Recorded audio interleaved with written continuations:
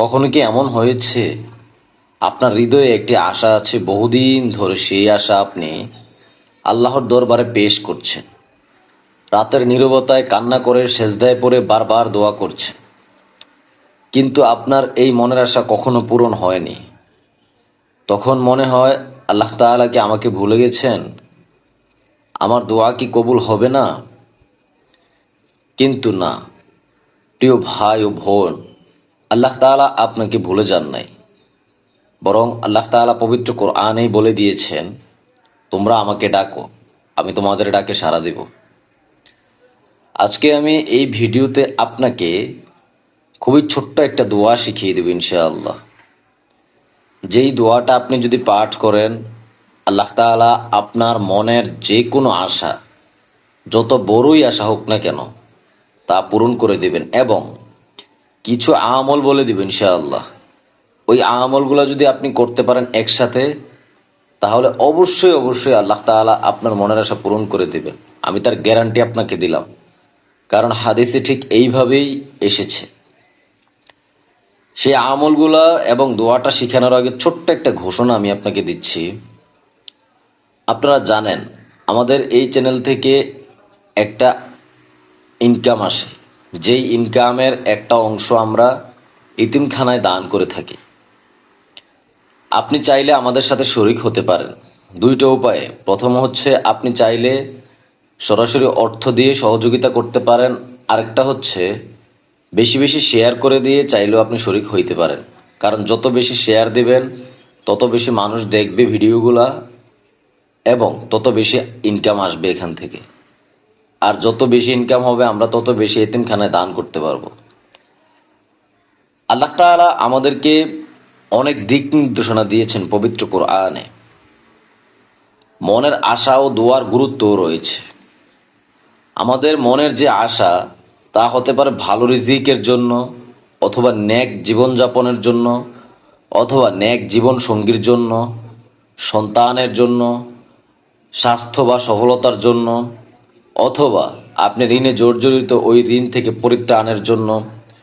অনেক কারণেই হতে পারে, কিন্তু আল্লাহ তাআলা এইসব কিছুই আপনাকে দিতে পারেন, কারণ তিনি একমাত্র মালিকুল মুলক, সব কিছুর মালিক আল্লাহ তাআলা। সহিহ বুখারীর ৭৪০৫ নম্বর একটা হাদিস এসেছে। রাসূল সাল্লাল্লাহু আলাইহি সাল্লাম বলেন, যদি কোনো ব্যক্তি তার মনের আশা পূরণ করতে চায়, সে যেন মোনাজাতের মধ্যে এই ছোট্ট দোয়াটা পাঠ করে। সেই দোয়াটা কি? রব্বি লা তাজান্নি ফারদাওয়া আনতা খাইরুল ওয়ারিসিন। ছোট্ট দোয়া। আমি আপনাকে আরেকটু ছোট করে দেই, যদি মনে না থাকে তাহলে এতটুকু মনে রাখবেন, সূরা আম্বিয়ার 89 নম্বর আয়াত। এইটা যদি আপনি নিয়মিত পাঠ করতে পারেন, যত মনের আশা হোক না কেন, যত বড়ই হোক না কেন, আল্লাহ তাআলা অবশ্যই অবশ্যই আপনার মনের আশা পূরণ করে দিবেন। দেখেন, হাদিসে কুদসিতে এসেছে, আল্লাহ তাআলা বলেন, আমি আমার বান্দার ধারণার উপর, বান্দা যেমন ধারণা করে আমি তেমনই হই তার জন্য। সুতরাং তাই তুমি যদি বিশ্বাস করো আল্লাহ তাআলা তোমার আশা পূরণ করবেন, তবে নিশ্চয়ই তিনি তা করবেন। মানে এক কথায় বলতে গেলে কি, আপনি আল্লাহ তাআলার উপর পরিপূর্ণ বিশ্বাস রাখতে হবে। আপনি যদি বিশ্বাস রাখেন, আল্লাহ তাআলাও আপনার মনের আশাটা পূরণ করে দিবেন। প্রথম কথা গিয়েছে এই দোয়াটা পাঠ করবেন। দ্বিতীয় নম্বরে যে আমলটা করবেন সেটা হচ্ছে তাহাজ্জুদ নামাজ পড়বেন। রাতের শেষ অংশে আল্লাহ তাআলা দুনিয়ার আকাশে অবতরণ করেন এবং বলতে থাকেন, কেউ কি আছো আমার কাছে কিছু চাইবে, আমি তাকে তা দিব। রেফারেন্স সহিহ মুসলিম শরীফের 758 নম্বর হাদিস। দেখেন, আমি অত সুর দিয়ে অথবা তো গুছিয়ে কথা বলতে পারি না, তবে আমি যেই কয়েকটা কথা বলবো প্রত্যেকটা কথা রেফারেন্স সহ আপনাকে বলে দেব ইনশাআল্লাহ, আপনার কাজে লাগবে। 3 নম্বরে ইস্তেগফার ও তাওবা করবেন সব সময়। কেন করবেন আপনি? সূরা নূহের 10 নম্বর আয়াতে আল্লাহ তাআলা বলেন, পাপ থেকে তওবা করলে আল্লাহ তাআলা রিজিক, সন্তান, বৃষ্টি এই সব কিছু আপনাকে দেবেন। তাহলে আপনাকে ইস্তেগফার করতে হবে এবং তওবা করতে হবে আপনার পাপের জন্য, আপনার গুনাহের জন্য। 4 নম্বরের আমল, দুরূদ শরীফ পাঠ করতে হবে। তিরমিজি শরীফের 2457 নম্বর হাদিসে কি এসেছে? তোমরা যদি বেশি বেশি আমার উপর দুরূদ পাঠ করো, তোমাদের দোয়া কবুল হবে। কি সুন্দর কথা! দেখেন, এইগুলোর সাথে যদি আপনি কানেক্টেড থাকতে পারেন, ইনশাআল্লাহ আপনার সকল মনের আশা পূরণ হয়ে যাবে। সেটা যত বড়ই হোক না কেন, সেটা যাই হোক না কেন, আপনার দোয়া কবুল হয়ে যাবে। দুনিয়ার যত বালা মুসিবত আছে সকল কিছু থেকে আপনি বাঁচতে পারবেন। আপনার সন্তান লাগলে সন্তানের জন্য দোয়া করতে পারেন, সেই দোয়াও কবুল হয়ে যাবে ইনশাআল্লাহ। ইয়া আল্লাহ, ইয়া মালিক, রব্বুল আলামিন, আপনি তো আমার রব, আপনি আমাদের পালনকর্তা, রিজিক দাতা।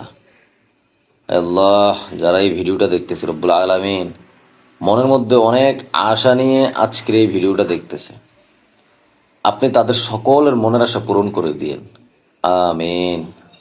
আপনি তাদের সকলের দোয়াগুলি কবুল করে নিয়েন।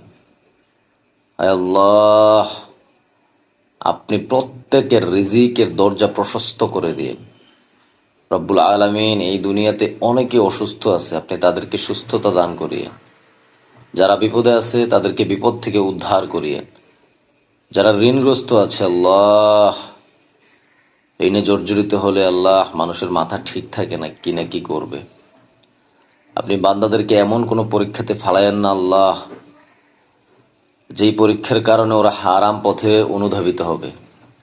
আয় আল্লাহ, আপনি সকলকে ঋণ থেকে মুক্তি দিন, ঋণ পরিশোধের ব্যবস্থা করে দিন আল্লাহ।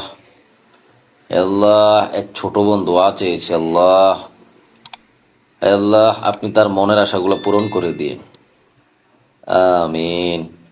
দয়া করে অবশ্যই কমেন্ট বক্সে আমিন লিখে যাবেন। কখন কার দোয়া কবুল হয়ে যায় তা বলা যায় না। দেখেন, তাইলে আপনার কি করতে হবে? আপনি আজকে থেকেই সত্যিকার অন্তর দিয়ে আল্লাহ তাআলার উপর পরিপূর্ণ বিশ্বাস রেখে, চোখের ফানি ছেড়ে দিয়ে দয়াময় আল্লাহ তাআলার কাছে চাওয়া শুরু করবেন। আপনি হতাশ হবেন না ইনশাআল্লাহ, আমি বলে দিচ্ছি, আপনি হতাশ হবেন না। আজ থেকেই শুরু করবেন। তাহলে কি করবেন? 1 নম্বরে নিয়মিত ইস্তেগফার করবেন, তাহাজ্জুদ পড়বেন, দুরূদ শরীফ পাঠ করবেন, আল্লাহ তাআলার উপর বিশ্বাস রাখবেন, আর এই দোয়াটা পাঠ করবেন। দেখেন, শেষ পর্যন্ত আপনাকে একটা কথাই আমি বলবো, আপনার আশা পূরণ তখনই হয় যখন আমরা আল্লাহর উপর ভরসা করে ধৈর্য ধারণ করি।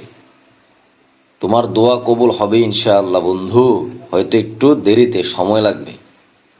আল্লাহ তাআলা আমাদের সবার হালাল আশাগুলো পূরণ করে দেখ, আমিন। আবারও আমি একটু মনে করে দিতে চাই, বেশি বেশি করে শেয়ার করে দেন, বেশি বেশি করে মানুষকে দেখার সুযোগ করে দেন। ভালো থাকবেন। আসসালামু আলাইকুম ওয়া রাহমাতুল্লাহি ওয়া বারাকাতুহু।